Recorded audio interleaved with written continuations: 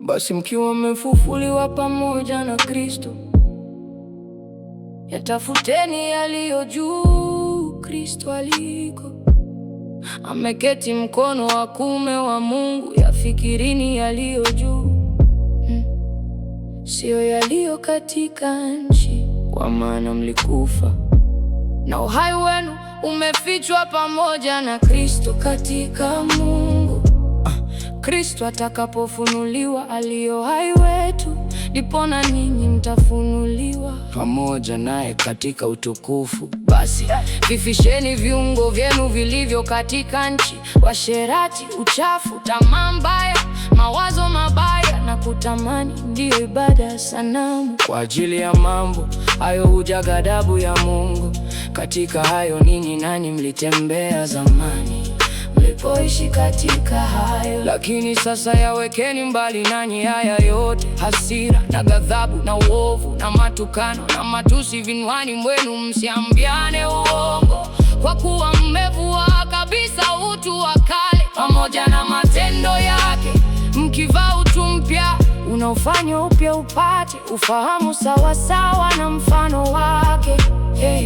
Aliyeumba hapo hapana Myunani wala Myahudi, kutahiriwa wala kutokutahiriwa, mgeni wala mshenzi, mtumwa wala muungwana, bali Kristo ni yote na katika yote. Basi kwa kuwa mmekuwa wateule wa Mungu, watakatifu wapendwao, jivikeni moyo wa rehema, utu wema, unyenyekevu, upole, uvumilivu, mkichukuliana na kusameheana, mtu akiwa na sababu ya kumlaumu mwenzake.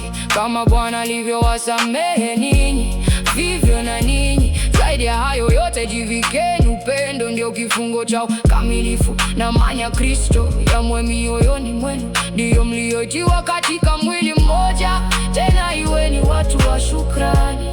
Neno la Kristo na likae kwa wingi ndani yenu katika hekima yote, mkifundishana na kuonyana kwa zaburi na nyimbo na tenzi za rohoni, huku mkimwimbia Mungu kwa neema mioyoni mwenu. Na kila mfanyalo, kwa neno au kwa tendo, fanyeni yote katika jina la Bwana Yesu, mkimshukuru Mungu Baba kwa yeye. Ninyi wake watiini waume zenu kama ipendezavyo katika Bwana. Ninyi waume wapendeni wake zenu, msiwe na uchungu nao. Ninyi watoto watiini wazazi wenu katika mambo yote, maana jambo hili lapendeza katika Bwana. Ninyi akina baba, msiwachokoze watoto wenu, wasije wakakata tamaa.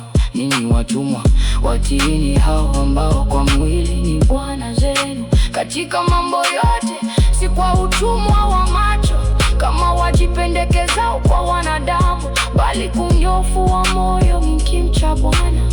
Lolote mfanyalo lifanyeni kwa moyo kama kwa Bwana, wala si kwa wanadamu, mkijua ya kuwa mtapokea kwa Bwana ujira ubiti, na mtumikia Bwana Kristo. Maana dhulumuye atapata mapato ya udhalimu wake, wala hakuna upendeleo.